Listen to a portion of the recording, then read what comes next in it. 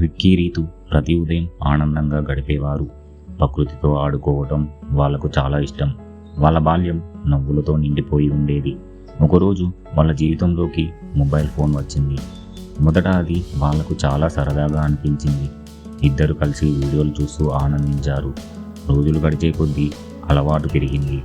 స్నేహితులను కూడా పట్టించుకోవటం మానేశారు. ఫోన్లలోనే ఎక్కువ సమయం గడపసాగారు. ఈ మార్పు చూసి అమ్మమ్మ బాధపడింది. బయట ప్రపంచాన్ని వాళ్ళు మరిచిపోయారు. ఒకే ఇంట్లో ఉన్న మాటలు తగ్గిపోయాయి. ఒకరోజు అకస్మాత్తుగా కరెంటు పోయింది. కొద్దిసేపటికే ఫోన్లు కూడా ఆగిపోయాయి.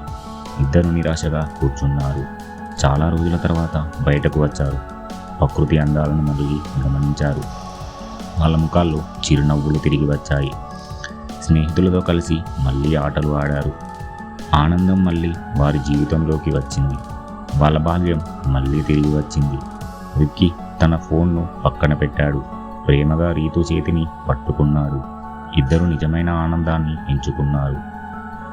మొబైల్ ఉపయోగించండి, కానీ బాల్యాన్ని కోల్పోవద్దు. నిజమైన ఆనందం స్క్రీన్లో కాదు, మన చుట్టూ ఉన్న జీవితంలో ఉంటుంది.